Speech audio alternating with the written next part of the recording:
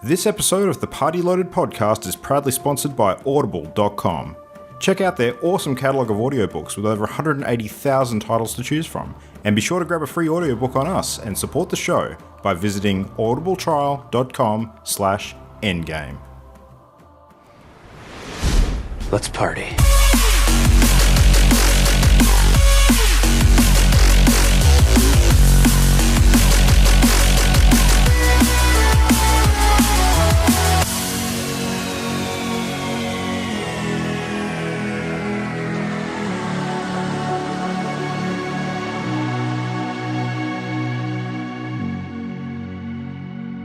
Welcome, one and all, to the Party Loaded podcast for the 3rd of April. Getting right into the thick of April. This is, of course, your weekly hit of everything great in the world of video games, and I am one of your hosts, Luke Ratelak. Only one of, because I'm partying up tonight with a few of the team. We've got Christian. Welcome. How you doing? Hello, everybody. Hello, hello. We got Jam as well, or should I say Captain Buccaneer Jam of the Scurvy Seas shenanigans? Smashing I don't know. The pirate. That was terrible. Yep. Yeah, that's, Yes. terrible bad. And a lady who needs no introduction because familiar listeners of the show will recognise, of course, the lovely Vee Pendergrast from Stirfire Studios. Welcome back, Vee. Hi. Good to have you back again. In the Nice to be back in the country. yeah, absolutely. Back on solid ground before you jet off on another mad adventure. But we'll get you chatting about your recent mad adventures before we talk about the next one. But holy crap, team, it is April. April is a big month for video games. I don't know if you've been paying attention, but we've got some stuff to look forward to this month. I'm just going to rattle a few things off that may interest you off the top of my head. We've got, of course, the number one most anticipated thing of April, which is Christian and I getting our new Hearthstone expansion. Oh, yeah. I'm ready. Yeah. God of War. Who's looking forward to God of War? Yeah, I think I'll pick that up. Yeah, I'm definitely picking that up. We got Yakuza 6, of course, which I know a couple of us are pretty keen on. Nintendo Labo as well. That's happening real soon. So I think it's happening. That's going to be super fun, and there's a lot of things that are going to happen with that. Yeah, I was chatting to a couple of the guys at my local EB the other day, and they were shocked at how durable the cardboard was compared to what they expected. So that sounds good to me. But I mean, that stuff's all still a little further away. Let's talk about more recent things. And Vee, because we've got you in the hot seat tonight, I want to hear all about your recent adventures at GDC. So Games Developers Conference, of course. Tell us what's been going on. Actually, I mean, let's just do a roundup of what's been going on lately with you. I mean, I think it's actually been about a year since we had you on, because last time we caught up on the show, you were talking about GDC last year, I'm pretty sure. So, it was Gamescom in August last year. I just got back from that. So, Yes. Part of the pleasure of my job is that I get shunted off to overseas conventions and expos now whenever there's like business opportunities and stuff like that, because Gamescom is a huge consumer show, with like 400,000 people or something. That's absurd. And that's actually not an exaggeration. That's the kind of figure that you're getting there. Absolutely. But it also has a B2B section. And of course, GDC, I mean, is a massive game developer conference, first one of its type, but it also has a lot of business-to-business stuff that goes on there, and there's all meetings and publishers and platform holders, and everybody has their booths, and all the new tech comes out, and all those wonderful things. Yeah, it's is a mighty cross to bear having to go to these events. My heart bleeds for you. It really does. Just quietly, I decided I liked Cologne more than San Francisco, so the food was better. This is my surprised face. Lovely. Well, I mean, before we get into the weeds of why that might be, yes. Just before we go any further, Luke. Yes, the food in Germany was the worst. Oh Really? my god! Oh. I had to get that honorary Luke pun in there first. That was the worst. Oh, my God, I missed it. We both missed it. You were trying it to wasn't comprehend what Luke. Vee was saying, and you both hit a snag. We took it on Hit a faith. snag. Oh, jeez. Okay, Damn it. internet high fives aside, because that was good. Yeah, all right. So GDC, what were the big themes at GDC this year? Like, was there anything that was kind of pervading the entire event from the sort of business side and perhaps what people are working on side? What did you actually pick up as the stuff that was going on? So, there's a similar event in Australia every year called GCAP, which is Game Connect Asia Pacific, which is, Game Connect Asia Pacific was the biggest it's ever been last year, and that was 1,000 people. whereas GDC is 26,000 people. So size and scale differ a fair bit. Oh yeah. But GCAP always comes with a theme. GDC doesn't. But if I could say there's one thing that was the hotbed topic, it's the union movement amongst the game developer community. Yeah. In the US. Matt Dyatt, who of course was on again recently from your own team, was doing some good write-ups about his thoughts on that over the last few weeks. So yeah, absolutely. And I mean, it's something that we do need to reflect on in this country. And I'm saying that, and I'm an employer. It's one of those things. Like, our industry has a lot of exploitation and expectation of free labor to get into it. Particularly if you come and do an unpaid internship at my studio, blah blah blah blah.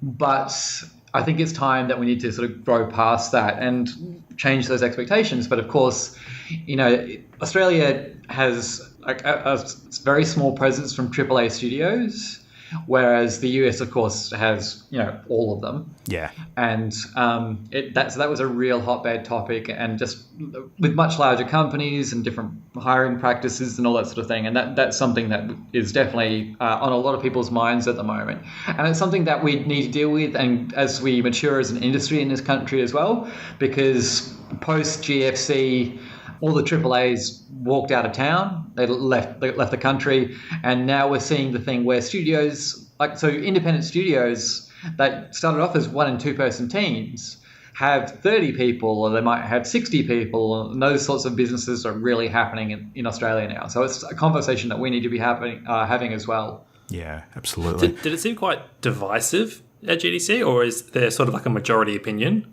Well, the majority opinion, because the other thing too is that game developers are quite left-leaning as an industry, like broadly left, and of course different flavors, different nationalities, and all that sort of thing. But so I think the overwhelming opinion was that, we do need to see some unionization. There was quite a divisive dialogue going on with the Independent Game Developers Association. I don't think that they were coming to the rescue of people as much as everyone expected that they would.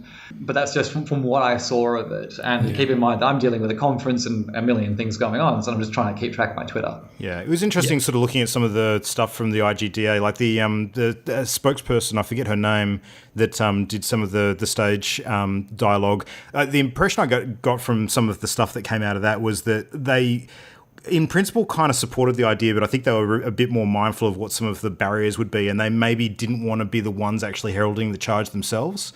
So, yeah.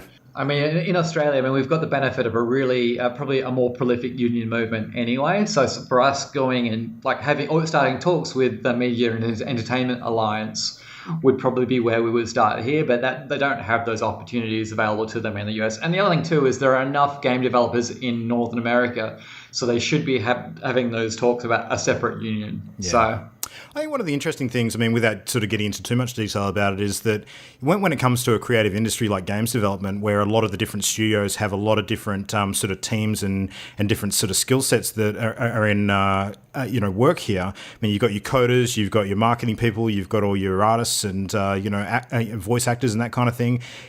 I would often think about whether one sort of union to cover all of those bases is the way to go, or whether it actually needs to be segmented by skill set, similar to the SAG-AFTRA stuff that we've seen in recent times. So similar to screen guilds, you've got the Writers Guild over there, and the the Sound People's Guild over there, and all that sort of stuff. That's something if you've got the population and the amount of developers in those separate disciplines to support that, then by all means. But again, having all that plugging into a central union, in Australia, that's just not even a thing. In the US and Canada, then certainly. Yeah, absolutely. I would think that voice actors, because there's been a big movement amongst with the voice actors strike and everything for them to unionize. I would think that they'd want to remain separate from development union if that happens, because you'd need to be settling disputes between those two parties. Well, not to mention the voice actors, they don't just do games. They typically are doing other film related and screen related activities as well. So that could be a real possibility. But I'm not an expert on that field. I'm just talking about what I was observing. Yeah, absolutely. Probably the other thing that I would really say of note. So Rami Ismail, a very prominent independent game developer, was doing a talk called Reason to Be. And They were talking about, he was trying to get developers in from other places around the world that aren't sort of the US and aren't English speaking. And he ended up having three, like it was a panel talk. So, you know, him plus four people on a panel with Rami moderating. And three out of the four people actually like had to be replaced because they couldn't get visas through into the US. Oh, wow. And I think that was something, I mean, there was definitely a discussion that happened around that. I sort of watched the implications of it, but that was definitely something considered. Yeah. And I did see quite a few discussions around that. Yeah, the travel bans in effect can get quite sticky when it comes to last minute changes to schedules and things. It's not great, but yeah. So those were the sort of the discussion topic themes that I saw around the event. In terms of what I ended up doing, I went to a few talks, but not a lot because I was there mainly for meetings and going and hitting the expo floor and seeing what was new and what was cool, that sort of thing. I went to a really fascinating discussion, a panel discussion about crisis management in communities, which is something I've sort of been on the rough end of that once, and also talking about how game mechanics can facilitate having a good community. And they were talking about how difficult it is when you've made a mistake, how to dial that back. Like for instance, when Overwatch put in the thing where you can like just not be matched up against a certain player, and of course suddenly a whole bunch of legit Widowmaker players just got nailed because they happen to be playing Widowmaker. Yep, absolutely. Interesting. And that one featured. There was a couple of things with Tara Brannigan, who's just this expert on community management, and I think it's one of the few places that you do get to hear that depth of knowledge from someone who's ostensibly one of the foremost experts in their field. Yeah. And as these games as a service model, sort of big releases start to become, more and more prolific every year as they seem to be at the moment. The community management side of things is not going to go away. That's something that they need to learn from the mistakes of other companies. And I think there's been a few stories of developers picking up from things that have gone wrong for some of the bigger players as of late. So. Yeah, it's a good one. And even that, like even if you're a small indie team now, you've got to have community management. Even if you can't do it yourself, you have to talk to a consultancy or something about getting it for you, because it's just part of life now. Absolutely. Yeah, if you want to guarantee sort of subsequent further sales of your product past the point of launch, you're probably going to want to have people talking to potential players after that point of time as well, for sure. So, yeah, all right. So in addition to the stuff that you just mentioned, Vee, were you travelling over with any other Aussies that had anything interesting going on at the event, or was it pretty much the usual crew from WA that you went over with? How many people were over there? So, I mean, so many Australian developers head over for GDC. So from WA, it was pretty much Alexei from AK Publishing, who did the mobile version of Armello. Paul Turbot from Black Lab Games with BSG Deadlock. Nice. So, and I think, and myself, and that was the whole WA contingent. But that being said, though, like there's a big map of where you're putting dots on where you came from, and there was people from the southwest and regional WA, and I was going, well, I don't know, like that hasn't flagged anywhere. They haven't turned up, so I'm wondering what's up with that. So hopefully they show themselves. But other than that, many Australians turned up and drunk all the booze. And represent. Hey, look, when we all went to Gamescom last year, the Australians turned up at the Polish booth when the vodka went on, and the Australians drank the Polish out of vodka. Think about that for a moment. Oh, dear. So I'm thinking about that, and what I'm hearing is that the Aussies got into the stash and they polished it off. Yeah, pretty much. But sorry. Nicely done. But the end of the story being is that, well, I mean, like, we took over pubs. There was the Australian Showcase event put on by the GDAA. So, and that was, of course, a pretty stunning event. There was some good stuff, and of course, international people wanted it in. We had representations from pretty much all the vendors turn up at some point, publishers, etc. So that was a really cool event. And even though I hadn't slept for 4 days by the time I went to it, so that was nice. Yeah. And there was a giant Atari symbol out the front, and that was nice. So that was a thing. the thing that I really enjoyed and actually hit the expo floor, one of our missions while heading over is I'm getting, because of the title that we're working on at the moment that I can't talk about, we're getting quite seriously into motion capture. Oh, okay. Oh. Having done a little bit of that with your promotional materials for the last game that you worked on, of course, which was Symphony of the Machine. That's right. Yeah. I wasn't testing you. You actually know. It's a memory like a sieve, Luke. But that was really interesting. It's not a field that I've personally spent much time with, so I went and checked out two different technologies there, Vicon, which do full body recording, and for the nerdier amongst us, so they were doing live facial capture, streaming it and rendering it to a live model at 60 frames per second. Oh, okay. Wow. I wasn't amazing capture on the face, but the body capture was all pretty sound. And the other one I checked out was faceware, which is, you've seen, like you've played games where faceware has been used to do the facial capture. Well and poorly, absolutely. Seen a bit of that for sure. Yeah. So that was nerd cool, and I've just got all the materials on that, and I'm probably looking at getting a faceware system myself. Oh, that's exciting. Cool. It gives me a good reason to come and visit you guys and tinker with some of your toys. If I'm allowed to, of course. But anyway, that would be good fun to see. That sort of technology up close always fascinates me because in WA we just don't get a huge opportunity to see that kind of stuff in action. It's not prolific by any means, which is a bit of a shame. But yeah, that's good to see.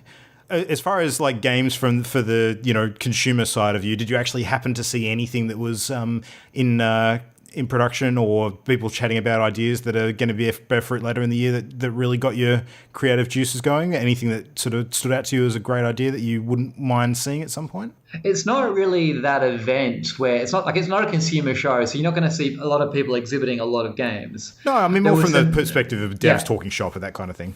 I've seen some cool indie stuff that was happening in LGBTQIA space, which I'm going to keep an eye on. Just quietly, just some small productions, one or two person team stuff, and probably I'm sort of getting into that whole regional thing, like what are different regions doing and all that sort of thing. So there's a few booths around, like the GDC show floor. Like you can go up to the UK booth, so I kind of stuck my head around there. I also got a chance, again, lots of dev talk. I went and hung out with Ines from Hello Games, who worked on a game that I played once or twice. You might have heard of it. Yeah. No Man's Sky, absolutely. So a few of those things. But again, turning up to the showcase events, and I went to the Dutch showcase and sort of then turned up to Xbox night and all that sort of stuff. Oh, sweet. So GDC 2019, have they actually announced where that's going to be by any chance? Or they haven't, and a lot of stir has been caused by people asking for it to be anywhere but San Francisco and anywhere but the US. Yeah. Ooh. I wouldn't be surprised. So a lot of people are asking for it to move to Canada simply because of ease of getting into the country. Yeah, and Canada's a pretty nice place by all reports, so absolutely. Yeah, but at this time of the year it's pretty cold. Yeah, that's fine. That's what the alcohol's for, right? Just stay indoors, just top yourself up. You'll be fine. Keep it nice and warm. Yeah. San Francisco was like 15 degrees maximums every day, and I was still going, I have no clothes to deal with this. Oh, wow. Okay. Yeah, got the Melbourne winter wardrobe out to go, but yeah. Melbourne winter wardrobe. I'm heading over to New Zealand shortly, so I need to address the winter wardrobe situation myself, but that is a story for another day.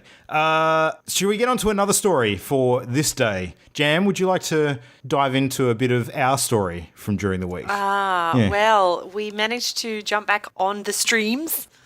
And complete A Way Out, which was tense, to put it lightly. I don't want to say too much. Yeah, other no than spoilers. That, I thoroughly enjoyed it. Yeah, I think Jam and I came to the crushing realization towards the end of this playthrough that this was a game that we really can't talk about the last leg of at all. Yeah. No, for the best of reasons. It's extraordinary. It has some amazing sequences with some of the coolest transitions I've seen. I was just stunned. And you can go to, what's our Twitch? Twitch.tv/partyloaded. That's the one. Yeah. And I'd say watch it. If you don't plan on playing it, you can see our reactions, our choices, and how much we enjoyed the game. If there's a chance you think you might play it, don't watch anything. Go play it. One of the most remarkable things was we played it as a co-op. Luke purchased the game. I didn't pay a cent. I played for free through Friend Pass. Yep. And enjoyed the entire game. We clocked in about 5.5 hours. Yeah, it was right? 5:40, I think, by the end of it. So, Yeah. but that's us messing a couple of things up. So easily 5.5. Yeah. Yeah, So, just wonderful story. Amazing. yeah. So for V, have you actually seen much on A Way Out? Is that something that's crossed your path? I haven't even looked yet. And when I got back from GDC, I just put my brain in a jar for a few days. And Fair. Well, for V and anyone else who didn't catch us talking about it last week, this is the co-op prison break game from Hazelight. So led by Joseph Fares, of course, of Brothers: A Tale of Two Sons fame. And fuck the Oscars fame. Absolutely. Yeah, I think he's probably better known for that than any actual creative work that he's done now, which is kind of funny. But yeah, man, look, one thing I will say is that the acting was not great throughout. I thought that, it was not going to win any Academy Awards, that's for sure. It's fine. If it was okay. In the It's context it was, great. I think it was fine. There was so much sass. I love Leo's sass. Well, to be fair, the acting in the actual Prison Break TV show was not exactly that awesome either. So it's pretty much on the same level. I Okay. thought. Yeah. But, Was there any like sync issues between the voice acting and the motion capture? Because I know that they recorded them separately, obviously. I And didn't like notice different it. people. Yeah. I didn't notice any. No. Because what was his name? Pharaoh. He did a lot of the motion capture himself. Fares, Oh. Yeah. I wouldn't be surprised if he did one of the voices, actually. I'll need to check on that. I think he had a relative do Leo's voice because I think the name on the credits was Fares. That makes sense, because the accent was familiar-ish without being exactly the same as what I remember his voice being. So, yeah, that would not surprise me at all. But, yeah, And the setting was cool too. Like early 70s, everything was, it just had that atmosphere Yep. about it. It's very cool. The terrain did move around quite a bit as well, so you got a good sampling of lots of different environments. So, there was some inner building sort of shenanigans. There was one really amazing chase scene, which I won't say much about, where the camera cuts between the two characters were just smooth as silk. They were really good. So good. So, and everything moving quite quickly. The game did sort of go a little bit uncharted towards the end when you actually get some weapons. So you actually do have a bit of gunplay at one point. And it's pretty basic. You're sort of, ducking behind obstacles and, firing. You get a choice of a few different weapons you can use and sort of shooting them from afar. It's not particularly, I guess, dynamic in terms of gameplay. It's pretty basic sort of cover shooter stuff, but no, it's fun, and it wasn't an overused mechanic, so I thought it sort of fit well with what they were trying to achieve without it being overdone. So yeah, it was good. But man, the story was impressive. Jam did call one thing about it though, and I'll give her full credit for the Don't totally say called that. it. No spoilers. But you don't know what, and you don't know in what way she was correct. So you can watch the stream or you can play the game. I'm a genius. Yeah, she was pretty clever. Yeah. So, oh man. But yeah, it was a fun ride. I enjoyed the hell out of it, and the price was definitely worth it. So that was good. Yeah. Yeah, highly recommend. Absolutely. Now, Jam, we talked a whole bunch of Sea of Thieves last week. Where are you at with the game in the last week? you done some fun stuff? Okay, I have. I jumped on once since and managed to convince 3 of our buddies to try a Skull Fort raid with me. So it took us about an hour to find a Skull Fort. Okay. We did other bits and pieces in the meantime. We dove in sunken ships for treasure. We weren't doing missions. We were just running around seeing what kind of mayhem we could cause. And then it became, oh my God, epic. We reached this Skull Fort. And Now, I've not seen one of these up close, so I'm assuming they're kind of just like a pirate stronghold, which has a whole bunch of AI shooting back. Is that kind of what it is? Yeah. Essentially, this one was a low one. It was like sandy beach type, ring of fences, fortifications and towers with cannons. The skeletons were manning the cannons, so as soon as you got close, they were firing at your ship. Ooh. We managed to take out the fortifications, pull up, drop anchor, start the raid, which involves, and I hardly saw any of it, waves and waves of skeletons of various difficulties, and you need to do different things to sort of make them weak to your attacks. Apparently, there are golden skeletons and they have to be wet before you can do damage. I don't know what that means. Yeah. I've heard about that. It took ages, but that's not why. We fought off at least 8 other ships without sinking. It took us over an hour to conquer the fort because we had people cannoning in from other ships while their ships started circling with us to try and sink us. Oh my God, it was intense. I reckon it was probably 3 different crews. At one point we had 3 galleons circling the waters around this tiny island while some of the crews were on the island trying to kill each other and kill the skeletons to get the key for the treasure. Right. It was insane. It was so intense. I helmed our ship the whole time and had Jason on board with me, and he was running below deck repairing things. He was on cannons and sails when I needed them. Whenever it got too intense, like if there were 2 galleons around us, at least one of the others, Ollie or Ari, would come back, or if that had just happened to die, pop back for a bit, help us get some shots off. And it was just amazing. We were masterful, if I do say so myself, in that we didn't sink once. And at least 8 ships sunk around us. Yep. We managed to finally kill the boss while there were no other ships, or there's one just in the distance. Grabbed the key, but the key unlocks a door on the fort that has a whole pile of treasure behind it. We didn't have the time to load up the treasure, so we grabbed the key and we fled with the wind, and we got quite a distance away. We dropped off I think, like a tiny little bit of loot we'd picked up somewhere else. Started getting chased by that one galleon that had come back into sight, and we were having trouble losing them. Suddenly the water around us goes black. Oh, shit. And these kraken tentacles. Ooh. We slow to a crawl, and these kraken tentacles, like, rise up. I looked back, and that ship just sort of swiveled and sat and waited to see what would happen. We managed to, with the other 3 guys on cannons and guns, fighting off the kraken tentacles when they tried to lunge. I was running up and down on sails trying to maximize our wind.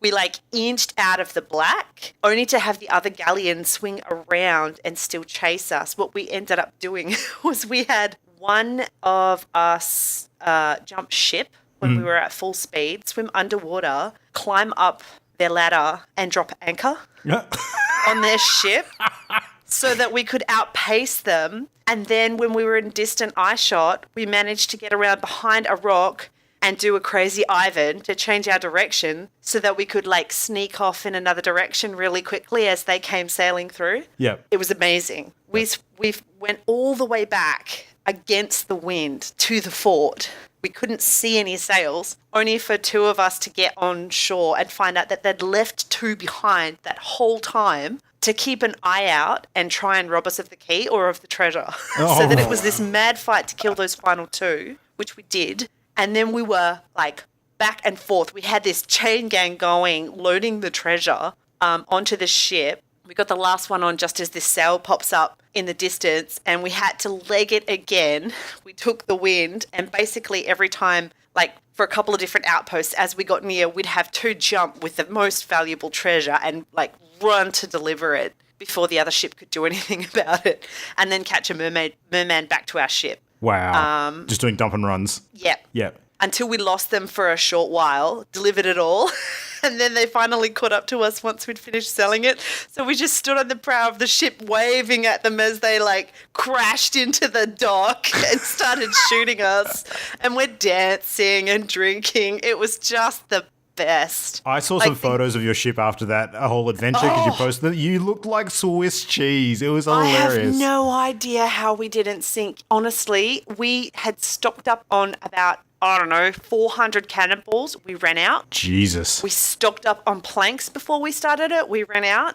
We were so reliant on the guys who ran ashore, filling up their inventories while they were fighting things so that when they died, they could just deposit some of the consumables in the stores. Yeah. It was nuts. Like the game, there's a lot lacking. It does get repetitive, but I see this keeping us entertained for a long time because this is where the PvE and PvP shines. Yeah, I was going to say, if you want some player versus player action in this game, heading towards the Skull Fort now seems like the way to go. Yeah. So, amazing. Oh, and there were a couple of storms in the middle of that too. We went straight through, got turned around. It was absolute chaos. We were bailing Our compasses were spinning. We'd had to put the sails up, and it was just insane. Nice. Lots of fun. Very cool. Very, very cool. All right. Well, Christian, let's give you a chance to talk about some games. So what's been going on in your neck of the woods? Well, I haven't played a lot of Yakuza 0 since last week. I've maybe progressed 1 or 2 chapters since last week. I have been going pretty hard this season in Hearthstone. Trying to make the legend rank at the end of last month and then starting again this month. Didn't quite if you managed to make that, won't it? You've legended 3 times, if I recall? 3 times, yeah. I'm pretty confident I'll get it this month, but I missed out last month. But I'm going to put the hours in this month. Nice. But the main, the new game I picked up was Warhammer End Times Vermintide 2, which is the sequel to, I think it only came out 2 years ago, the first one. It's the Left 4 Dead-esque Warhammer Fantasy multiplayer slasher. It's first person up to 4 players, and you go on 10-15 minute adventures fighting hordes of the Ratmen Skaven. I've been playing that with a friend, Adrian, and it's pretty good. There aren't a lot of advancements in the sequel over the original game. I played a lot of the original game, and the new one is a bit prettier. They've added a new enemy faction. So they've added the Chaos as well as the Skaven, which are the demonic people. But they're kind of mixed in with the existing enemies, sort of just bulking out the variety. But the mission types are pretty similar. You get to choose from 5 different characters, and it's the same characters as the first game. They revamped the loot system a bit. So every time you level up now, you get as you no doubt think, a loot chest, just like half of the other games that come out these days. But there's no real money shop, so you can't microtransact loot boxes. It's kind of a Diablo-esque loot system, different rarities of weapons or different abilities. I'm having fun with the game, but I feel like there's not a lot of variety to it, and not a lot of you pretty much see all the enemies in the first couple of missions, and the mission types are kind of repetitive. So I'm not sure how long it's going to last. So there's not any sort of significant endgame goal to the narrative? It's not heading towards a final boss confrontation or anything? Or Well, it's structured into acts. So I think there's 3 acts, each with 4 missions, and they have a loose story, but you can play them in any order. So you don't have to play through them in a particular order. And then once you've finished each mission in the act, it unlocks a final mission for that act, to complete it, is my understanding. That's how it was in the first game. But it's all pretty basic stuff. No real characters or interesting story. It's basically just that the Skaven are overrunning the city, and it's the end of the world, and you need to sort of heroically fight your way through the massive rat people. Do you get to joyride it in a Doom wheel? You do not get to joyride in a Doom wheel. No, sadly. Missed opportunity. You see Doom wheels in the background, but you don't even get to fight them. All of the enemies are humanoids. Just the armored rat men, the slaves, the rat ogres, the big bulky ones. And yeah, a couple of different. It's very, very Left 4 Dead, really, where there's sort of special enemies that will spawn every now and then, and one is a man catcher that will grab a hold of one player and start dragging them away, and then another player has to go and rescue them.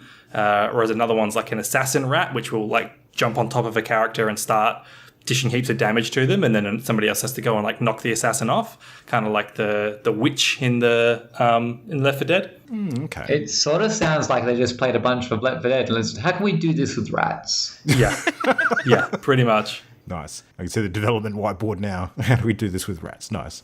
Yeah. I've been there. I know what it looks like. Yeah. Stirfire Studios' next project, how do we do this with rats? Nice. Well, I have been on a bit of a finishing game tear as of late. So after getting a couple out of the way last episode, this time I got to play through the rest of Metroid, Samus Returns on my 3DS, which is a game that, for the fact that I love the series so much, I had actually left it and gotten distracted by other things, mostly because my DS time has kind of been limited as of late, because I haven't been able to play as much on public transport as I'd like, and when I'm at home I tend to be PC or console gaming. But I made the choice to sort of pick it up and sort of get through the rest of the game, and it wasn't a slog at all. It was a game I really wanted to take my time with and enjoy because it was, I mean, I'll say it now, this is hands down the best 3DS game. Is not even a competition in my mind. Like, it is so far ahead of everything else. Yeah, it is a very, very solid call. Okay, I am totally biased because Metroid, greatest series ever made, in my opinion. It's, for me, it's the prequel of my favorite game ever. So, sure, slight bias. But that being said, the way that this game has actually used the 3D features and the way that it's actually built the narrative and the challenge at the same time is really, really impressive. All of the sound design, all of the art design, the interaction and the puzzle elements in the game, it's the best I've ever played on the console. So, and the thing that surprised me is that the boss fights towards the end really start to ramp up and get quite complex to the point where, like, I think I might have posted it on Twitter earlier in the week, but the biggest challenge in finishing this game wasn't the last couple of boss fights. It was actually trying to beat the hand cramps that you get when you're actually trying to finish the damn thing. So you get into some Cuphead level boss confrontations in this game, and because the DS itself is not the most ergonomic thing to hold in your hand when you're really struggling with trying to rapidly sort of, have twitch reflex reactions during a fight, your hand really does tend to seize up a bit, and it's quite sort of hard to repeatedly go through the same confrontation over and over. But there was a big surprise at the end as well, which I was not expecting, and I don't think this was in the original because technically the game is a bit of a remake from the original Metroid 2, I think. Yeah, Metroid 2. Yeah. And there's an enemy that pops up that is actually a very, very well-known character from the series. And I did not see it coming. And when it showed up, I was just like, oh my fucking God. Did not expect that. So, that was really, really cool. But, man, that game is something else. I'm such a huge fan of that game. So, Metroid Samus Returns. If you have a 3DS, you got to pick it up. There's just no... I have a 3DS. I have Samus Returns. I've never played it. Oh my God, dude. Just play it. Seriously. Yeah. It's so freaking good. Might give it a try. Give yourself a chance to play it on 3D as well, like just for a little while, just to admire the work they've put into that. Like, I appreciate that the 3D settings are not for everybody, and sometimes, not turning it all the way up is the right move as well, because you can kind of incrementally sort of ratchet the 3D levels up a little bit. But it's really nice just to admire the work that they've put into that function. It's great. But apart from that, I loaded up Final Fantasy 15 and I've been trying to work through that again. That game, man, there's a wall that you hit in that game when you haven't played it for a while, and I had to redo all the tutorials. I'm sure. I could not remember how to do shit. So I might talk about that a bit more in the weeks to come. But that's going to take me a while. That game's gotten heaps of new content updates and balance patches and everything too. So there'll be all sorts of new stuff that you probably might not even remember if it's new or not. I know. Yeah. Well, I mean, thankfully, I actually stopped playing it around Chapter 3, so I haven't gotten too far into it. Okay. So the level of complexity is not where it will be. But I still had to relearn a lot of the basic concepts because that's a fairly dense game when it comes to the mechanics. That's for sure. So, but yeah, all right. Well, that's a bunch of stuff. Let's kick into some news because we've got just a few items to chat about tonight. So I thought it might be fun, given that it's the first week of April, to do a very quick sort of games industry April Fool's roundup to see if anyone's sort of seen anything that made them chuckle a little over the last few days. So. There's been a couple of news sites that have sort of collected some of the greatest hits of April Fools this year, if you like. But does anyone have anything that caught their eye that you want to sort of share with the class, as it were? Anything? League of Geeks with their PUBG announcement. League of Geeks, yes. They win it every year. Last year it was Guitar Mellow, and previously to that they've had Star Mellow. But of course, this year was the PUBG Mellow skin pack, and everyone jumping on, going, "God, I'd buy that." Yeah. Guys, honestly, it's April 1st. They do this every year and win it every time. But the problem is they do it, and then people actually demonstrate the demand for it, sort of saying, "Yes, you should actually do this." So, please. Oh no. Yep. That's hilarious. Yeah, that happens a bunch, because that's like one of the other ones this year was Pokemon Go, how they reskinned the Pokemon to be like their 8-bit versions. Yeah, I saw that. And I'm like, I like that better. Like, make that a permanent option. Yep, absolutely. I don't know if you saw as well, speaking of Pokemon, Team Rocket hacked the Pokemon official Twitter account as well. Yes. So they were posting some funny stuff, but... I actually, on the topic of Final Fantasy as well, there was a press release, and this actually came through the usual channels to us as well, that apparently there was a new Final Fantasy 14 online Go app coming out. So basically, you'd be able to, give yourself an option to turn your phone into a mining hammer and actually interact with the game like that. It was pretty funny. But man, the Battle Royale stuff was a pretty big running April Fool's gag this year. Total War as well. They announced that it was going to be running a Battle Royale in its multiplayer playlist, from Creative Assembly. Dear. So that's good stuff there.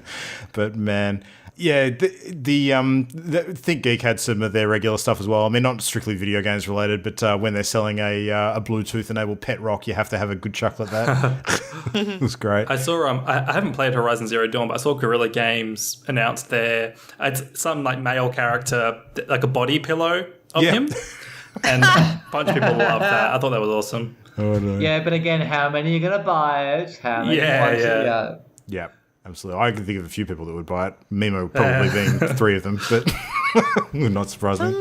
No, I don't know. She's not really the body pillow sort, I guess. Yeah. Maybe not. God. Maybe not. I'm thinking back to seeing the Matt Mercer body pillow, and that's probably a different thing altogether. Oh, that's a different story. Yeah. Fortnite sort of posted up some ads for their remote control battle bus. So like a drone style controlled battle bus that you can have in real life. That was quite amusing. So, but man, April Fool's is a lot of fun. Like I love in the games industry in particular, just the creativity that comes out of people like having the license to troll for a half a day. It's good fun. So, yeah. Yeah, but in the games industry, because we're all releasing in different time zones, so effectively it almost lasts for pretty much 36 hours. Yes. Which I'm okay with. But it is, like, as I said, it is the one day that people actually bother to fact check shit. They should remember to do that every other day of the year, really. Yeah. But I remembered to call Luke out on his bullshit at 1 minute past midnight. yeah, but that's okay, because you didn't send that message to my wife, so it was all good. Oh, I should have messaged Lisa. I'm sorry, Lisa. I just put it in our group chat. I was like, no one trusts a word Luke says. Happy Easter and April Fools. Yeah, but that's every day. But today especially. No. All right. Well, some news that I'm sure we're all glad isn't an April Fool's was Middle-earth Shadow of War announcing that they're going to rip microtransactions and loot box completely out of the game. That's pretty cool. That's surprising. 6 months after release, that's an interesting step to take, and it certainly tells a story as to where their mindset's at with things like that now. Yeah, definitely. It's just such a different climate, I think, when the game first came out. And part of me wonders whether internally there was like a conflict between the developers and the publisher, with the publisher trying to push loot boxes into the game, and now maybe the developers have got their way. But that's just pure speculation. But There's been a lot of internal backpedaling on that stuff, just because we all see the various ban hammers coming around the place in terms of the legal frameworks. Exactly. So so much it's one talk those- of legislative change. Yeah, and so like, I mean, there's like a few countries here and there, like Belgium, but of course, one country does it in Europe, and then other countries do it in Europe, and then things are getting more complicated. In New Zealand, they ruled that it wasn't too close to gambling, and it gets into a place where it's like, actually, is this worth it? Is this going to generate enough revenue to go through the hell that it's going to generate as well? Yeah. Absolutely. yeah, the justification they gave was that part of the game in Shadow of War is this nemesis system where you encounter these orcs and then sort of get to know them, and eventually you can recruit them to be like a lieutenant in your army. And the microtransactions, there was like an orc shop, and you could just buy the orc lieutenants with real money instead of recruiting them through the game. And they were just talking about how that's defeated the sort of spirit of the game, and it made people bypass the nemesis system, which was such a big part of the something so original in that game. And so they've ripped it out for that reason. Absolutely.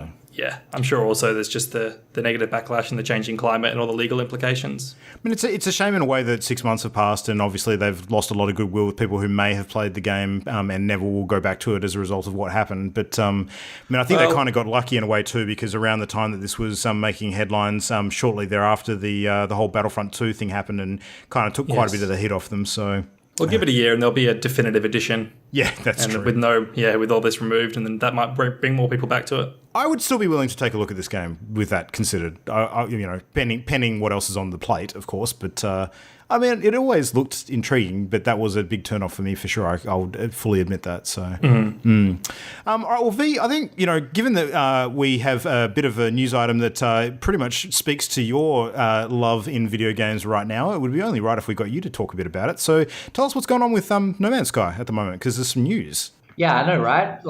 So No Man's Sky Next has been announced, and they're saying this is going to be the biggest update ever. Now, we all know what happened to No Man's Sky when it launched. Of course, everyone else went, this game is crap, it doesn't have anything that we can do, we were promised this and we got that and all that sort of stuff. I loved it at the time because it was exactly what I needed. I live a life where I'm constantly stressed out. Twitch gaming doesn't really have a lot of appeal when you're running your own business and your nerves are shot at the end of the day, that sort of stuff. You're happy just to walk around and collect stuff and take photos of weird animals. But what has happened since, No Man's Sky is not the game now that it was when it launched. So it's been through several major updates. The first was the Foundation update, where they added different play modes and base building. Then they added the Pathfinder update, which is buggies, and there's a whole new mission tree that's based off the buggies. And, of course, the last one was Atlas Rising. So the whole Atlas, the alien demigod thing that haunts you the whole way through No Man's Sky, has just got this whole great big gigantic plotline. So No Man's Sky Next has now been announced, and, of course, that's going to be the biggest one ever. Along the way, they've updated things like the UI and the shaders and the rendering, and so it's a much prettier game now than when it started as well. Yeah. So it's pretty game to start with, so that's something for sure. Yeah, but everything again, going into dev nerd territory, the shaders have just been all upgraded. Everything looks so much, the shadows are so much more particular now. We have too much time in our hands. No, but you see that sort of stuff and you appreciate it, and it has evolved quite a lot. And the other thing too is people go, well, hey, No Man's Sky, it had a big sales bubble at launch and then it really dropped off quite quickly. Well, it appears that the sales bubble is enough to propel the company along for quite some years, because they've been at it a while now. And this is if this is the biggest update they've ever had, then I'm sitting here going, I'm really looking forward to it, because my play style, it just bears no resemblance now to when I first picked up the game. I'm working on my base, I'm farming my stuff. I've just been through all the different mission trees around the different people or different aliens that come along and sit in your base and do things. And the Atlas is a jerk, so Yeah, no, I think Spoiler alert, the Atlas is a jerk. I think Hello Games sort of building on what they created and being willing to invest in their legacy is a good thing, because they obviously are going to want to make other games in future and coming good off what expectations they set with this one is a big part of the process of restoring that confidence, I think. So it's good that they're doing it. But even that, the basic exploratory aspects of that game, like the topology and the geography and everything's changed. And the other thing too is you're not just in the original game that was launched, I think there were 6 galaxies. You just went from one to the next to the next.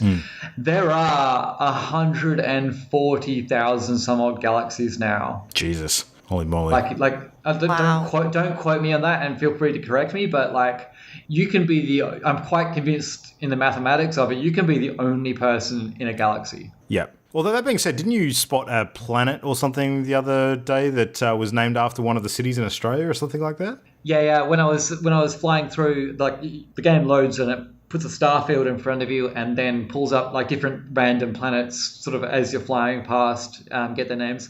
And I saw Melbourne Prime. No, nice. Nice. So cool. Someone had obviously gone and renamed it Melbourne Prime. I'm sure that was a planet of great coffee, so Yeah. All right, well, another thing that is probably a little bit in your wheelhouse as well, V, we also saw this week that Sony announced a hefty price cut when it comes to PlayStation VR. So now they've dropped about $100 off US dollars, I believe, the price of their sort of core package deal, which is the VR kit plus a game or two, I believe. So, I mean, what was the general vibe around VR at GDC? Was it something that was discussed at all, or is it still something that, news outlets, of course, are shying away from a bit because it's just not getting the readership it once did? What's your take on that? So first up, attached to GDC is VRDC. Mm-hmm. So there's a separate summit which is all about solely around VR, and that goes sort of beyond games as well. I didn't go to that part. I was stuck in Indie Game Summit, so that was a different section. But the other thing too is like when you hit the expo floor, who was there? I mean, Sony were obviously pushing PlayStation VR. Oculus and Facebook had a massive booth showing off, and then particularly because they've got a new portable device launching that. Vive are showing off their wireless stuff, so there's more things from HTC. I think we'll see the maturation of VR over the next couple of years. And the other thing too is that Sony have announced that they're porting the original Wipeout game to VR. So the problem that VR has always had, I mean, Sony of course have the biggest market capture of any of the VR. The company's pushing that, unless you're sort of getting into Google Cardboard and Samsung Galaxy, like the Gear VR territory. Yeah. But those are obviously more compact and limited experiences. But in that gaming space, it's Sony, Oculus, and HTC Vive through and tied into Steam. But the big problem with VR is the lack of system seller titles. But so many people have seen that Wipeout VR and gone, nah, sold. All right, I'm done. Yeah. And with a price drop, and I think early indications that like discussion that I've seen around is that we'll probably see in Australia the prices will drop by $100 as well, because you got to factor into the Australian tax and whatnot. Yeah, absolutely. No, it's going. I mean, there's certainly some big titles out there. You've still got the Skyrim VR sort of port, Doom VFR as well. Which, is certainly a thing for certain people who like to see blood and gore up close and not get ill from it. So Resident Evil as well. Yeah, absolutely. Yeah. But none of that stuff, unfortunately, is really pushed units. Whereas, we're beginning to see something like this. This is the stuff that's going to push units. And for those of us that have released titles onto VR and not seen a huge amount of success out of them, it's actually quite a promising space to go, hang on a sec, well, we can't just write off this medium. So... And a bunch of those games, too, have not gone anywhere. They're going to be there, if there is another rush back onto the platform. So people who, start picking up these units will discover that there is a library of games out there that have existed for a little while. So can start sampling a whole bunch of them, which is good. Yeah, that's pretty much it. Yeah, nice. All right, well, we're sort of getting around to that time of the show where, Vee, we know that your time is precious and we only had you for a little while tonight, but thank you very much for spending what you had with us and hanging out. It's great hearing about GDC and all the fun stuff over there. But is there anything you want to sort of draw people's attention to before we have to sort of wrap up with you and kick on with our review tonight? What are we looking out for from Stirfire in the near future? Thanks for that. I'm running an IPO again soon. That's nice. Yeah. But we're working on something. It's super secret squirrel, and we'll be making a lot of noise about it when it's finally announced. Yes. Looking forward to that. Mm-hmm. Mm-hmm. Yes. There will be information. I was going to say pumping, but that's probably a little harsh. We'll just ask you nicely to tell us what you have. That's probably the better way to say it. Yeah. Well, awesome. Well, you've actually, as impossible as it sounds, you've actually got me thinking about maybe having a look at No Man's Sky again at some point. We will see. I'm not making any promises, but I might. You can join me down on my space ranch. Can I, though? The multiplayer thing hasn't been addressed. No, we'll see. I'll send out a beacon. You'll be fine. You'll find me amongst the 18 million stars or something. I'll be there. Yeah, sure. I've got every chance in the world. Yeah, I'll just look for Melbourne Prime. We'll be sorted. That's it. Nice. All right, well, thanks very much, Vee. We'll talk to you again real soon. See y'all. Bye-bye. All right, so it's time for our party game review of the month. It's that time of the month. It's the first episode back in April. Mm-hmm. And this month we're talking about Into the Breach, which was the game by Subset Games. They made FTL before. I'm not sure if you guys played FTL. FTL is a huge game that I have not played, and I should have. You've not played it? I feel real bad for not having touched it yet. Yeah. Well, you've half played it now, having played Into the Breach. Okay, cool. Because there's a lot of similar design elements there. Good to know. So I'll just quickly run over some of the details of the game, then we'll get stuck into our thoughts. So it's on Steam, I think, is the only platform you can play it at the moment. Mm-hmm. It seems like it would be a good game for other consoles, but we'll talk about that later. It's $15 USD, so pretty reasonably priced. And it's a pretty recent game too. It just came out in February of this year. And yeah, let's get stuck into what we thought of the game. So I'll just give a quick overview of the mechanics. So I would describe the game as a grid-based strategy, like turn-based strategy game in like bite-sized chunks. It's similar to like Final Fantasy Tactics, if you can visualize Final Fantasy Tactics, but with mechs and a bit slimmed down. Gives me a bit of XCOM vibes, I think. Yes, yeah, XCOM 2, yeah.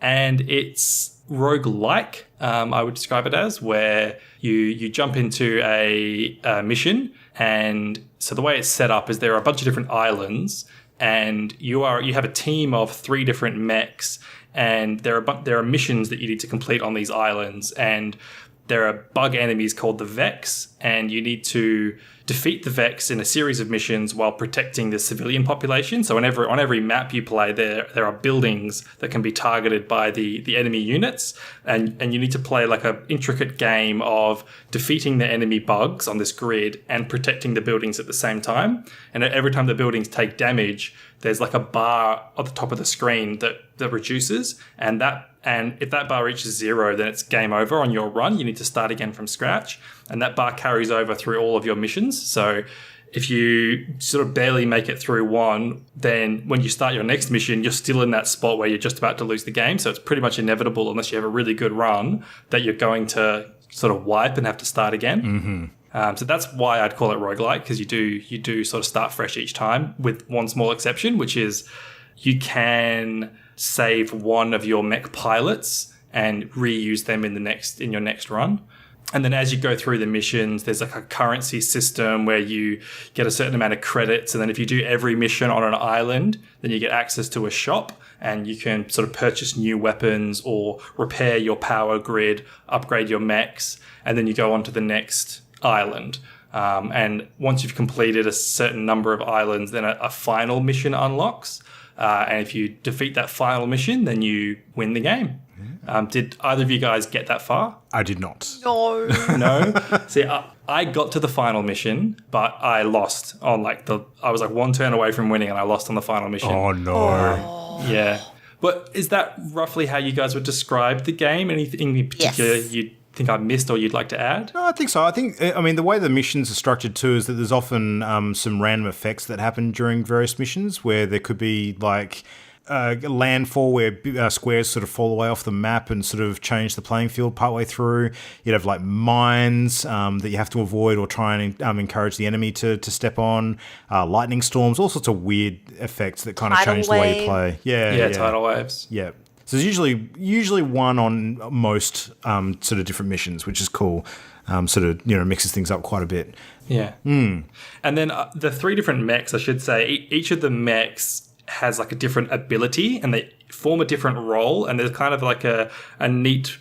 It's very puzzle-like, really, where, for example, on like the default mechs you get, one has a punch, so you need to move next to the enemy. One has a single cannon shot that will push an enemy, and another has like an artillery shot that can shoot over objects and will do damage on a central point and then knock everything else in a cross shape. Because a lot of the time you can always see where the enemy units are about to attack. So there's a little red indicator saying, oh, this enemy is going to shoot this building, this enemy is going to shoot this mech. And so you can plan and you can push the enemies around so that they shoot and miss entirely, or they shoot and hit each other. And every turn too, you can see where new enemies are going to spawn out of the ground, and you can actually push enemies onto those spawning points to block the spawning, or you can move. Satisfying. Yeah, or you can move onto them yourself and just sort of tank it. You do take damage when you block the spawn, but you can just sort of tank it and then make it easier for you in the next turn. So I had a perfect turn sort of earlier tonight when I was playing, where I managed in one turn on a particular map to push 3 enemies, and they all had 1 health remaining, onto 3 individual spawn points. And then as soon as all the monsters spawned, everything died. And I was like, fuck yeah! It felt so good. It is satisfying when everything just works like that. Like your vision just clicks, and then you know exactly what to do. Yeah. Mm-hmm. Did either of you unlock new mech teams? I had enough cash or resources to buy one, but I was kind of hoping to save up enough for one of the 6-star Yeah. ones. I only had 4, and I wasn't keen on either of the ones that cost 3. Yeah. Stuck with the OG crew. So I didn't get that far. I got some new pilots though, so that mixed things up a little bit. So there's a second currency in the game. So there's the points you get to spend on upgrades in each run, and then there's like achievement points that you get, and they you don't lose those when you die. And so there might be an achievement like with the punch robot, like punch an enemy after moving 5 squares, or like shoot an enemy into a tidal wave or something like that. And if you achieve that, then you get like an achievement point, and then you can spend those to unlock new teams of mechs. It's always 3 mechs, and they always have different abilities, but I think there's 12 different mech teams in total, something like that. So I bought a second team, and they were like electric focused. And instead of just punching an enemy, you have like an electric whip, and it will do like chain damage to everything that's in a row touching. The damage will continue through. So you can further sort of position the enemies next to each other and then do the electric damage through them. But the catch is that it will also damage buildings if they're adjacent as well. So you need to like make sure that the enemies aren't touching the buildings. It's kind of tricky. One thing I got to say I really appreciated about the game is the roguelike sort of element of it that you mentioned before, where failure can actually just end the game. The way that they've actually sort of implemented the narrative into that though is it's very much like a time travel spin on it, where like if things go real bad and you're just going to die, you kind of resetting the clock and starting again from the beginning, which means that mech team of 3 actually gets quite a bit of mileage out of it if you're sort of just reusing the same 3 over and over again when you fail and you go back. I was getting kind of like a light Edge of Tomorrow vibe from it in a way. Oh yeah. Yeah. Oh, it's that hadn't actually clicked, but you're right, because the setup is that these like aliens are taking over the world basically, and you have to like go back in time and try and stop them. And if you fail, then you can like emergency time teleport one pilot back. Yeah. And try again. And you can also do that during the missions too. Like you can reset one turn, but it's only one turn during the missions. Yeah, that's right. Yeah, so every mission you can rewind one turn. And sometimes that's really tricky. Like when you can. Wow. Oh my god, because I was having a dream run and I got to the end of the second island and there was one thing that I missed that just tipped the scales to this shitty cascade of crap. I had no idea. Yeah, you can take back a move. You can always take back moves. Yeah, I knew that one. But it's like chess rules where if you take your fingers off the piece, you're committed, sort of thing. So a little bit. But yeah. Good to know. Pro tip. Yeah. Actually, just out of interest, what difficulty level did you guys play the game on?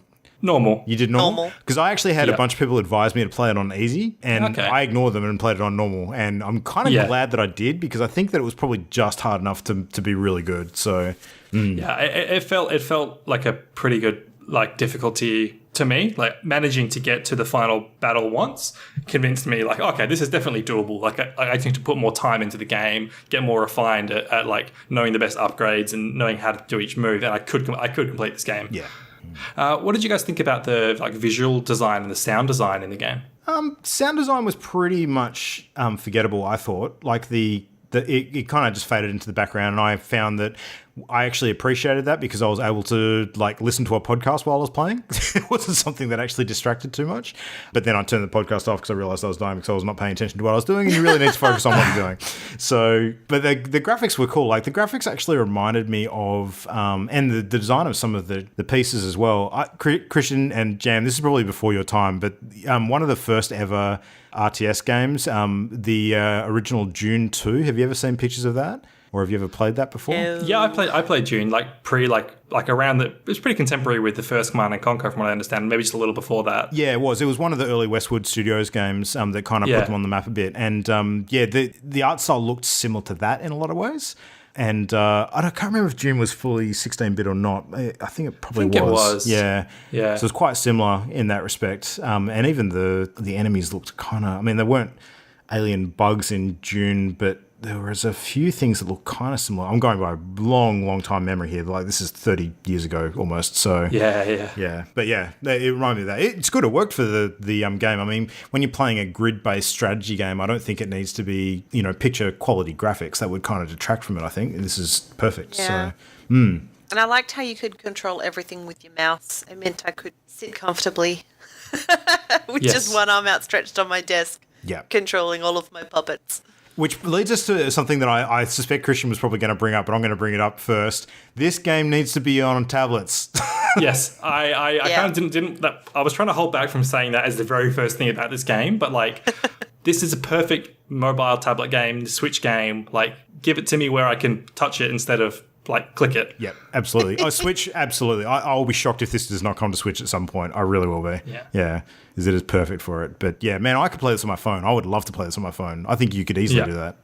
Yeah, and it would definitely run. I mean, if people can put PUBG on a phone, you can put this game on a phone. So. Yeah. Oh, shit, yeah. I actually quite liked the music. I thought it was pretty like chill, vibing sort of soundtrack.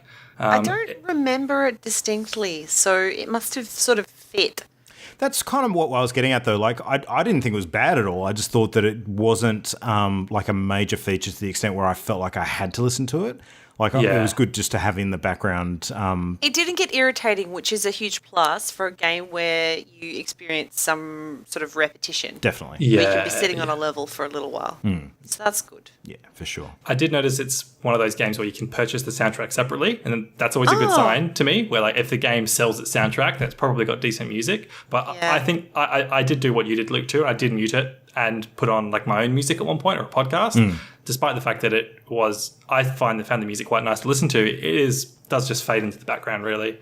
Yeah. Which is fine. I actually would prefer that for this particular game. So, Yeah, I like the sort of 16-bit art style rather than trying to go for like a fully rendered look. I think it suits it. Suits it, yeah. And especially given the cost of the game too, like, I think if that's the sacrifice you've got to make to keep the costs down, I think it's absolutely the right call, because this game is... I mean, we'll get into thoughts, I guess, in a few minutes, but in terms of value for money, I had no issues at all. I thought that, you got what you paid for with this one, for sure. Yeah. So what are your other thoughts on the game then, Luke, while you're at it? So as far as, just everything. Overall, I really freaking loved it. I thought it was awesome. I was expecting it to be decent, but I found myself getting very quickly addicted to it in a way that I did not expect. So... I sometimes get frustrated with roguelikes that don't allow you to make a lot of progress, and you kind of feel like you can sit down and completely fail in an evening and not really have anything to show for it. But for this one, I actually didn't feel like that at all, because even when you weren't making a lot of progress in the game, I felt that your strategy and your skill at actually reading the situation and thinking a few moves ahead was actually improving. So you were actually skilling up in a cerebral sense rather than necessarily a lot of advancement in the game mechanics themselves. But I just really enjoyed it. I thought it was just a really fun game that it wasn't dense to the point of throwing out walls to enjoyment. I think it was really nice. I definitely wouldn't describe it as light, but I would say that it's light enough to keep you coming back for more without it feeling overwhelming. So, but it's difficult too. I think it's difficult in a way that actually makes you think, "Fuck you, game! I'm going to come and beat you," sort of thing. So, I loved it. It's it's one that I'll be talking about come year end for sure. I think when it comes to our party game selections. So, What about you, Jam? I enjoyed it. I'm definitely not a huge fan of roguelike stuff, because I find myself enjoying this game and enjoying it until I fail. And then my frustration kicks in. I like the strategy in each level design, and the levels are randomized too, which is great. Yep. You're not doing the same thing over and over. There's always a new puzzle to solve. I like trying to get perfect runs too. No damage to mechs if possible, but no damage to population whenever I can. And I did have that dream run where I'd powered through the first island and most of the second island, and then I just missed. I don't know. I was so focused and everything clicked and everything worked until it didn't, and I missed something. And it took out 2 buildings and 2 mechs. It was pretty devastating. Yeah, it's not a very forgiving game. Yeah. I didn't. I wasn't quite sure about the tutorial, the tips, because I've clearly missed some stuff, and I didn't know what was going on when I'd finished an island for the first time with the upgrades. Yeah, the upgrades were a thing that wasn't explained maybe as well as it could be. Like, most of the other stuff was pretty intuitive, sort of tooltips popping up in the screen when you needed to, like particularly on what the enemies could do. But I agree, the overall sort of upgrades and narrative sort of structure with things you could do outside of the missions was not explained great. Yeah. And some things I just learned by failing. Like when the symbol for when the bugs explode when they die. Oh, yeah. Damaging nearby things. Like, I didn't know what that was until they trashed stuff. And then I went, oh, okay, don't do that again. Which is part of the learning curve. Definitely a good way to describe it, yeah. I appreciate that that's a part of the game, and I think it's great. I love the fact that it's mini chess. Yeah. Like, the strategy is fantastic, even with just 3 mechs. Their different mechanics, allowing you to manipulate that little grid in different ways is really, really great. I did have trouble losing track. I think I upgraded my artillery mech to not damage buildings. That was the best upgrade ever. Oh my god. In one run, which was super handy. And then forgetting that I'd lost it in the next run and smashing some buildings and being like, God damn it. Oh no. Like, keeping things straight in my head. That's just a Jamie problem. But yeah, when I didn't get past the second island, I was so close. And then I got real, frustrated and I stopped. I wish I knew about the undo a move thing. Yeah. That would have been amazing. That would have helped you a lot. Yeah, but keeping track of, okay, if I use this one to damage him and push that there, then I use this one to punch them, damage them, and then I use this one to book those 3. Okay, let's run through that again and make sure that does, that's the right sequence. No one's going to be in the way of damage. It was really cool. And seeing the different enemies' abilities too as you jump islands was neat because, the first one became comfortable. Oh, yeah, I got this, not too difficult. The second one, they have a few little tricks up their sleeves and fancy new skills to surprise you with. But yeah, it's good fun. I don't know how much I'd play it. It's probably not, I'm not the key demographic for this, but I can see why a lot of people are really enjoying it. And it's got some great strategy at its heart. So yeah. I agree. I think it's not for everyone. I think if you're a fan of strategy games, this is definitely going to speak to you more than people who are not in that sort of that area. But definitely. As far as the rewind turn thing goes, I found myself frequently getting to turn 2, and I wouldn't always use the rewind turn, but almost every time I would be on turn 2 or 3, and then I just sort of pause for about 5 minutes and just really think through how I thought the next few turns were going to go. And that's usually the point at which you can kind of win the game, I think, once a couple of moves have happened, and then you're just looking at really where all the action's about to take place. So that was good. Hey, now one thing I did want to say with regards to the forces involved is this game reminded me a lot of a tabletop collectible miniatures game that I played some years ago that was actually published by Privateer Press. For anyone who's into miniature games, they're the makers of the War Machine and Hordes strategy miniature games. So they did a game which had pre-painted figures a while back, which they're actually rebooting very, very soon, called Monster Apocalypse. I don't know if you ever saw this one, Christian. It was sort of like a collectible pre-painted blind purchase pack thing where the factions involved were very sort of Pacific Rim in a lot of ways, but they had different sort of forces that, were tropes from different things in, monster mash kind of things. Like they had a King Kong style faction, they had like a Cthulhu style faction, but there were 2 in particular. One was called the Guard, which were kind of like the human mechs, and there was another faction called the Savage Swarm, which were like insectoid, like giant sort of bugs. And those 2 factions looked so similar to everything in this game. Like it could almost be a digital representation of that game. So yeah, for anyone who knows of that or is keen to look it up, you should check that out and see how similar it looks, because you could literally get figures of this stuff in most sort of cases, I think. So yeah, I'm a huge fan of mech stuff in general. Yeah, it's good. That was a cool game too. Just saying. So I don't know. I mean, Christian, you obviously like the game. So how much did you like the game? I like the game a lot. It ticks a major box for me straight out of the gate, which is turn-based. I love turn-based games. I have never been a big fan of real-time strategy. I just find it a bit too stressful. So being able to sit and plan out my turns, I love that. And it ticked another big box, which is lack of RNG, lack of randomness. that's something that's always bothered me about like XCOM, for example, is it will say like you have a 70% chance of hitting this like alien when you take your turn. And that random element's kind of always like just annoys me a bit. Like if I've done careful planning and I've positioned everything correctly, I want to like be rewarded by that and not have if it's like a 10% chance of failure, just feels a bit cheap. So being able to plan everything out and have no randomness interfering, I really liked. And yeah, I love anything with mechs. I love like kaiju monsters. I love Pacific Rim. I love like Gundam, everything like that. So more games with mechs are better. And I like the art style and everything. I'm still playing it. I picked it up at the start of the month, and I don't put like tons of hours into it each week, but I'll usually like play Yakuza or play Vermintide or something, and then just cool down with half an hour, 45 minutes of Into the Breach. Yep. I could definitely see that. You can play it in those bite-sized chunks. Yeah. Man, it's got to come to a phone. I would play the shit out of this if it was on a mobile device. I think it's perfect for that. Oh, my God. Yeah, me too. Yeah. But, for sure. Yeah, no, I'm keen to finish it. I think it's definitely achievable. So I'm kind of... I've got the itch now that I'm far enough into it. I'm up to the 3rd island on the current run-through I'm doing, so...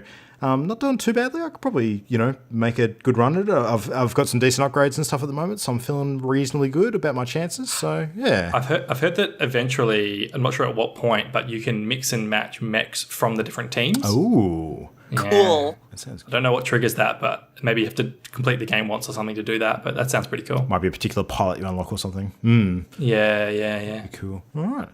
Yeah. So all right. I guess that's one we can all recommend to a greater or lesser degree. Then. So I give it 2 thumbs up. absolutely. I give it 5 sticky, icky bugs out of a kaiju monster. I don't know. Wish the bugs. Yeah, that's it. All right, well, we have that point of the night then where we actually need to select the game for next month. So we've got a good list of stuff to choose from. Nobody else... Yeah, you've got one? A random number generator. Yes, You've got the I've closed random the list generator. and I'm ready. Awesome. I'm prepared today. All right, so... Let me rope Ollie into this. All right, well, because Jam has actually managed to get out the number generator, I'm going to throw it to Christian for what people need to do to suggest a game. So, how does that work? Right, so if you want to suggest a game to be included in our party game of the month list, it has to actually be a released game, so nothing coming soon, no matter how imminent the release date is. It can always be delayed. It has to be a PC, mobile, or multi-platform game, so basically just can't be an exclusive to a single console. We don't want to pay more than 30 USD for the game of the month, so make sure it's under 30 USD. And preferably a game that you can get a good impression from pretty quickly. So not something like an epic RPG, open world RPG would be probably out of the question because it just takes a bit too long to get a good understanding of. Yeah, so if you've got any games in mind that you'd like to see us try out that fit that bill, you can just shoot us an email to mail@partyloaded.com, hit us up on Twitter @partyloadedshow, or post to our Facebook page, which is just Party Loaded. There you go. Perfect. We need more romance suggestions, dating sims. I feel like there's not enough in the list. Well, I think that maybe one of the games on there that Memo suggested might fit that pattern, but we'll see. Maybe. Let's hope. Fingers crossed. All right, Jam, over to you. Ready? Okay. Roll it up. We have a 3. We've got a 3. All right, this is an interesting one. I actually don't know what to make of this, so we're going to find out. This one's called Rebuild 3 Gangs of Deadsville, which is actually recommended to us by our friend Jason, who's been on a couple of our recent Sea of Thieves adventures. So I don't know what the fuck this game is. I'm just going to quickly get you two to talk while I steam it up.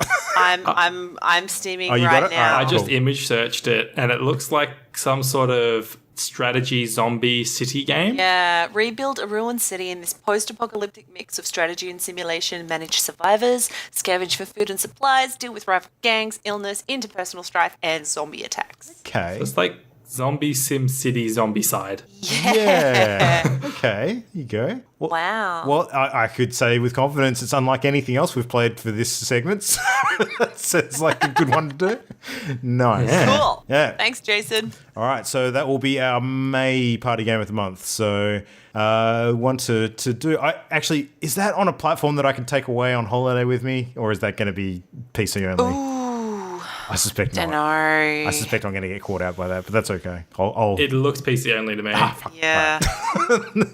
That's okay. I'll have Hearthstone to keep me company on the journey. We'll be fine. Nice. All right. Well, all that aside, Christian's already sort of listed off our contacts. The only other ones to mention, of course, is you can check out every episode of the show. If you're not listening to it on podcast services around the world, you can also see it on our YouTube channel because we stick up every episode up there as a VOD you can listen to in the background with no pictures, just the good old sound of all of us. That is at youtube.com/channelendgame. And of course, we've got new adventures as often as we can manage them now on Twitch. So twitch.tv/partyloaded. I think we could probably fit in a Skullport raid at some point. That would be a fun one to do. Yes, and we have to get some Overwatch going again. Oh, yeah, Christian. Brigitte looks awesome. She's so much fun to play with. I haven't played her yet. I'm still Orisa. I jumped in and mucked around with her in training, but haven't actually played a game with her yet, but she seems pretty cool. Well, the Overwatch Uprising event's happening again soon, so the single player content, the PvE content. So I haven't read the details, but they've made some changes to that, so that could be a good one to jump in with the team again and see how far we can get. So, yeah. Good times. But speaking of things to jump into, what's on the agenda for this week, team? So, Christian, what do you plan? Knocking out some more Yakuza? What else? Definitely more Vermintide, grinding Hearthstone ladder, and I should get through more Yakuza, try and knock off a few chapters at least. Yeah, it's good. Jam, how about you? Hopefully more pirating, bit of Monster Hunter, and so my Sims are slowly acquiring wealth so they can move out of their crappy apartment and start a family in town proper. So to figure out how much money I think they need, I've gone to the village I want to move them to start designing a house for them. So that's fun. Okay. I'm just building. I'm playing house. It's great. And that way I can reintroduce the rest of the D&D crew into the town and they can start doing stuff together. Yeah, going on adventures. Yeah. Yep. Nice. Well, I'm going to try and continue my schedule of knocking out as many games as I can before the madness of April hits. I want to try and finish Celeste in the next week or so as well. So get back to that platformer, which I've got it on PS4. So actually, oh god damn it! You know what's going to happen? I'm going to fire up my PS4. I'm going to see the free copy of Bloodborne that I got with the PlayStation Plus games of this month, and I'm probably going to play that. Bloodborne. Yeah, that's a good one. It is a good one. I was sitting down with my son the other day and telling him all about the Game Awards and how that worked because he expressed an interest in it after Breath of the Wild won last year, and noticed that Bloodborne was one of the ones that was mentioned quite a bit in the first year of that event. So I'm like, yeah, the game's popping up in my eye sort of sight a bit at the moment. Might have to play it. What a shame. All right. Anyway, games to play, things to do. We'll sign off there, but thank you everybody for listening. Thank you very much to Vee for hopping on and talking everything GDC and fun and games with us. We'll have to do that again soon, but we'll be back again in 7 days for another helping of this fun and frivolity. But until then, have a good night, and we'll see you then. Bye-bye. Ciao. Bye-bye. The Party Loaded podcast is a Channel Endgame production. For this and more great gaming content, bookmark channelendgame.com.